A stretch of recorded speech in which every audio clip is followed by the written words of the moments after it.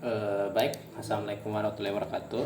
Perkenalkan, nama saya Abian Satone dengan NIM 2362730 dari jurusan Sistem Informasi Fakultas Sains dan Teknologi Universitas Islam Negeri Datuk Kadama Palu, semester 6. Jadi pada mata kuliah framework untuk tugas UAS, saya akan menjelaskan atau mempresentasikan mengenai sistem yang telah saya buat dengan tema sistem informasi, yakni sistem PAPARS atau dengan kepanjangannya Sistem Informasi Pemesanan Makanan Pasien Rumah Sakit dengan integrasi data warehouse. Untuk sebelum kita masuk ke sistem, saya akan ingin mempresentasikan mengenai teknologi yang saya gunakan. Teknologi yang saya gunakan di sini ialah untuk pada back end menggunakan Laravel. Untuk front end itu menggunakan React.js. Selain itu, untuk jembatan antara kedua teknologi ini, mulai dari back end hingga ke front end, itu menggunakan Inertia.js. Dan untuk basic bahasa pemrogramannya itu menggunakan PHP, dan UI frameworknya itu menggunakan Shad.js, dan untuk stylingnya itu menggunakan Tailwind CSS. Untuk tampilan depannya seperti ini. Berikut ada layanannya. Ada jumlah paket juga yang berdasarkan bisa kita pilih ya. Dan di sini ada halaman menu. Dan terakhir ini untuk kotak untuk memberikan masukan, saran dan masukan untuk kami. Ya. Ini ada map di sini. Untuk keamanannya, kami di sini menggunakan Laravel Fortify, yang dimana di situ sudah include dengan login with passkey.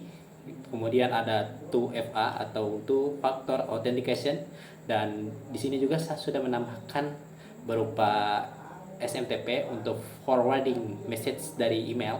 Itu yang dimana ketika kita akan melakukan login, itu akan email dari hosting atau email dari tes pengiriman email ini akan mengirim ke email akun yang telah masuk ke sistem. Jadi jika bisa kita pastikan bahwasanya jika ada seseorang yang telah melakukan login kepada akun kita di sistem PAPARS ini, maka akan muncul di Gmail bahwa terdeteksi pesan login baru telah terdeteksi. Jadi kita bakal tahu bahwa akun kita telah disusupi atau telah dimasuki oleh orang, atau kita tidak menggunakan akun, tapi kita bisa mengetahui bahwa akun tersebut telah dihack atau yang lainnya. Nah, di sini kita bisa login menggunakan dua sesi. Yang pertama ada sign in with passkey, yang dimana kita bisa login menggunakan passkey tanpa masukkan email dan password yang ada di bawah ini. Kemudian ada login with email, yang dimana kita bisa login menggunakan email kita dan password kita. Untuk saat ini saya belum mengimplementasikan dengan si login with SSO. Dan untuk saat ini kita coba dulu yang login with email, karena saya belum melakukan pendaftaran di passkey.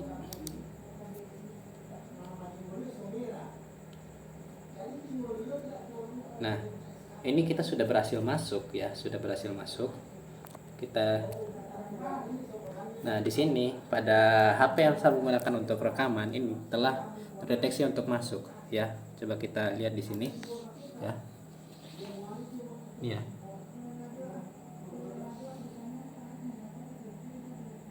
Login with si PAPARS ya. Jadi dia bakal berhasil mendeteksi bahwasanya akun tersebut telah masuk ke sistem. Jadi kita bisa mengetahui apakah akun tersebut digunakan oleh orang lain atau tidak. Nah, di sini ini tampilan super admin ya. Ini dengan dashboardnya, ini dashboard business intelligence atau dashboard BI, yang dimana dashboard BI ini terintegrasi dengan data warehouse yang telah kita jelaskan tadi sebelumnya. Nah, fungsi database loss pada si pemaparan ini adalah untuk menganalisis tren pasar penjualan dalam kurun waktu beberapa bulan. Selain itu kita bakal menganalisis distribusi diet per data pasien yang terintegrasi dari entah itu dari RME atau rekam medis elektronik sistem SIM-RS atau data yang telah terinput oleh sistem ini. Nah, selain itu juga di sini ada KPI-nya berupa total transaksi, total pendapatan, rata-rata harga atau transaksi, dan pasien unik. Nah, di sini ada filter juga. Ini ada filter cepat, di sini ada jenis dietnya, ada status order juga di sini. Dan kita bahkan bisa melakukan ekspor pada data-data yang telah terintegrasi di sini dengan cara kita masukkan saja di sini Juli dengan tahun Juli sebagai bulannya dan 2026 sebagai tahunnya. Nah, kita masuk ke BI Tools. Nah, BI Tools di sini ya itu untuk membantu pengambilan dalam keputusan berbasis data. Nah, di sini ada BI Tools-nya, diantaranya ada Query Builder, Forecasting, Analisis Statistik, ada Pivot Table, Insight Generator, dan terakhir yang paling keren itu adalah AI Assistant. Nah, AI Assistant sini untuk menganalisis cepat, bahkan bisa melakukan forecasting dengan sangat cepat. Kita cukup memberikan query, memberikan type prompt di sini.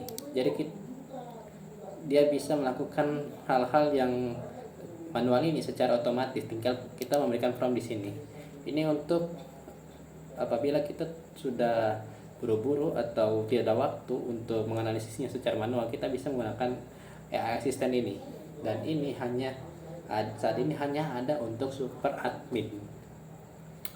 Kemudian kita masuk ke daftar akun. Daftar akun di sini ada daftar akun pasien dan daftar akun admin. Ya. Kemudian ada ETL monitor. Nah, ETL monitor di sini untuk menjalankan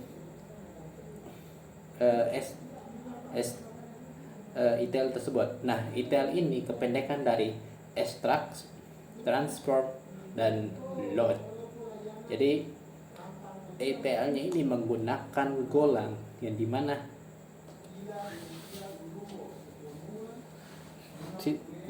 sistem ETL ini terpisah dengan Laravel. Jadi Laravel akan memanggil perintahnya melalui API ya. Kita buka dulu.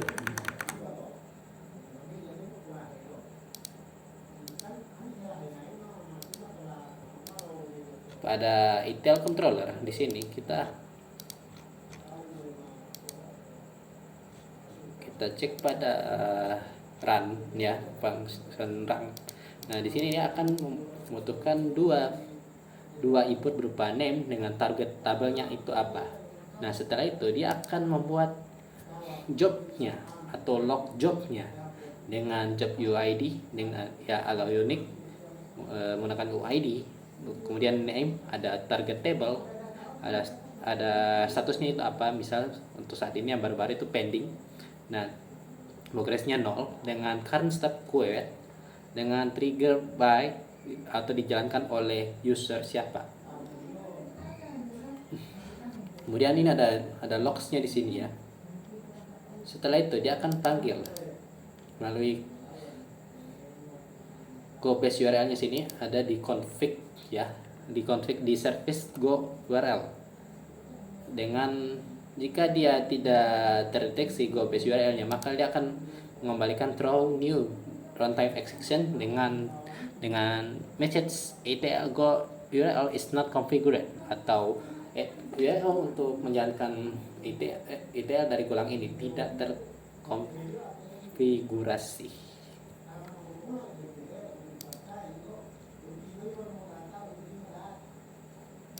Kemudian ada yang namanya log aktivitas. Nah, log aktivitas ini untuk mengidentifikasi hal apa saja yang dilakukan oleh user. Saat ini ada ada sekitar, saya melakukan paginet di sini sekitar 10. Di sini ada saya yang telah bolak-balik melakukan login logout sebanyak eh, 8 kali ya. Dan dengan role super admin dengan modul yang saya gunakan itu out karena kita login ya, dan di situ ada actionnya login dengan status code-nya itu 200 serta lengkapnya itu IP address, dan lebih lengkap lagi ada user agent-nya, dan di sini ada all values dan new values. Nah, fungsi all values dan new values ini berfungsi ketika kita nanti melakukan update data atau menghapus data atau menambahkan data baru di modul lain.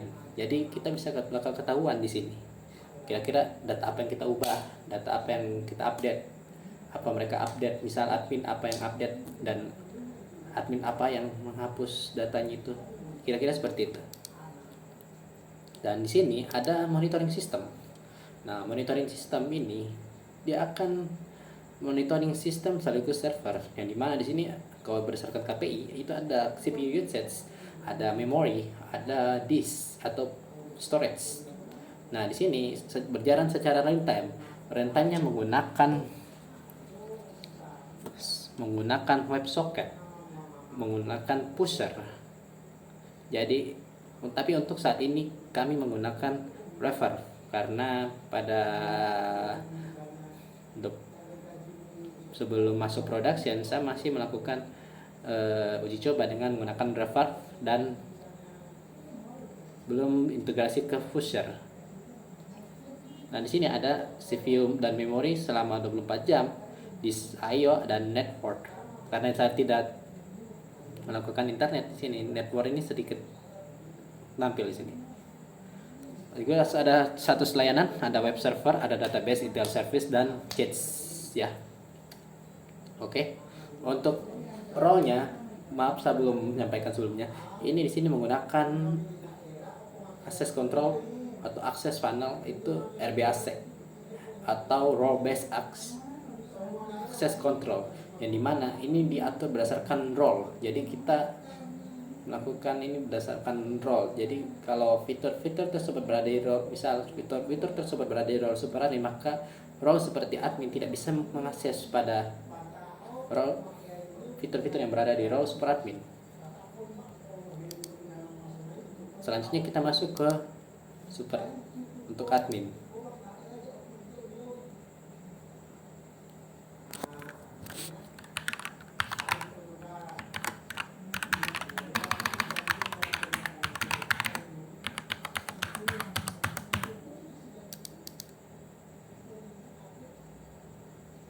Nah, sekarang kita masuk di role admin. Admin ini yang mengelola daftar order, daftar pasien, dan daftar menu makanan. Di sini ada dashboard, tapi untuk dashboard operasional. Di sini ada total pesanan, ada diproses, ada selesai, dan total pasien saat ini. Nah, di sini ada status pesanannya berdasarkan diagramnya. Di sini ada jadwal makan. Ini saat ini masih terjadi masalah di sini. Dan di sini ada pesanan per ruangan. Ini yang paling banyak pesanannya ini adalah tulip dengan mencapai hampir 600 pesanan. Dan sini ada menu terlaris. Selanjutnya kita di daftar order. Di sini ada daftar ordernya. Di sini ada total pesanan, diproses, selesai, dan total pasien. Selanjutnya di sini ada daftar pasien. Daftar pasiennya di sini ini ada KPI-nya berupa total pasien dengan selain itu ada diet rendah garam, diabetes ya. Untuk saat ini belum berfungsi semua ya ini. Kemudian ini ada filternya ya. Ini filter pertama, ini ada fitur search menggunakan nama. Misal kita ketik Gimra di sini, langsung otomatis melakukan query. Nah, di sini ada pilih ruangan. Nah, ketika kita pilih ruangan yang misal tulip ya, maka dia akan menampilkan data pasien yang berada di ruangan tulip. Selanjutnya ada pilih jenis diet. Nah, di sini ada kita bisa memilih data pasien berdasarkan jenis dietnya juga. Misal kita pilih di sini diet diabetes. Nah, ini akan menampilkan semuanya berdasarkan diet diabetes. Dan yang terakhir di sini ada tambah data pasien, ya, seperti berikut.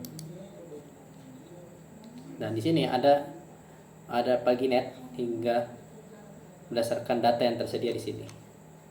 Dan yang terakhir ini ada daftar menu makanan, yang dimana di sini KPI-nya berupa total menu tersedia dengan status tersedia, dengan diet kategorinya berapa dan perlu update berapa. Nah, di sini filternya cuma untuk jenis diet saja, ya. Dan di sini pada aksinya itu hanya ada untuk edit dan hapus, ya. Untuk di data pasien, ya, di sini ada untuk edit pasien, ada untuk detail lengkapnya bagaimana, dan ini ada untuk hapus. Untuk UI modal yang saya gunakan pada sistem ini adalah saya menggunakan dari bawaan Laravel, tapi Laravel ini menggunakan ShadCN.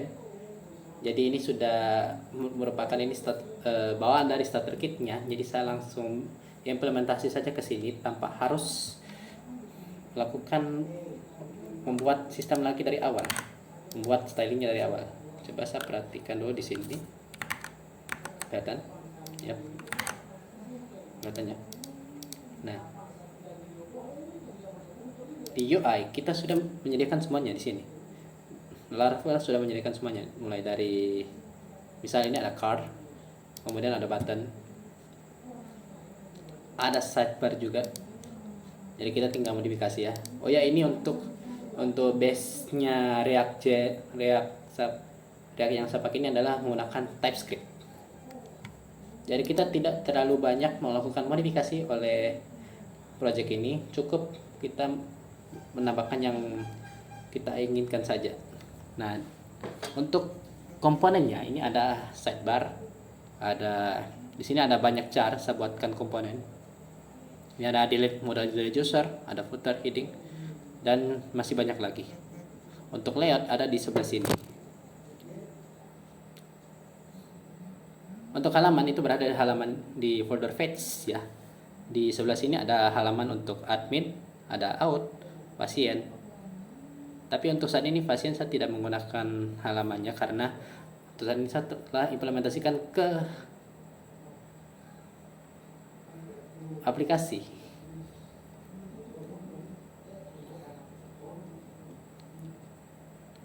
Dan di sini ada halaman emails, yang dimana di sini untuk logout sama notification. Tapi untuk saat ini yang login notification yang berhasil bekerja.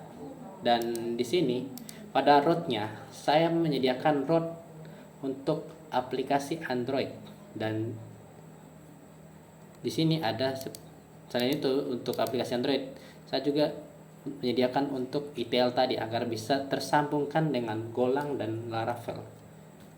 Untuk aplikasinya sendiri yang untuk Android itu hanya untuk berfungsi kepada pasien. Baru untuk root webnya itu sekiranya seperti ini, ada untuk role super admin, ada add untuk admin, dan terakhir untuk pasien. Tapi untuk saat ini pasien sudah tidak berfungsi. Terus ya selebihnya seperti itu. Dan ini ada controllernya berdasarkan role juga, ada super admin, ada pasien, dan ada admin.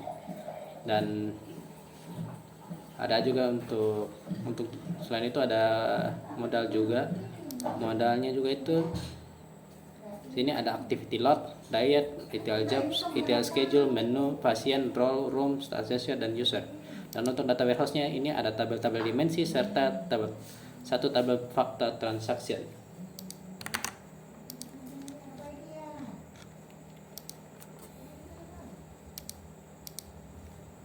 Mungkin hanya ini yang bisa saya sampaikan. Cukup sekian dan terima kasih. Apabila ada kesalahan dalam atau ketidakselesaian dalam proyek ini, saya mohon maaf sebesar-besarnya. Sekian dan terima kasih. Wassalamualaikum warahmatullahi wabarakatuh.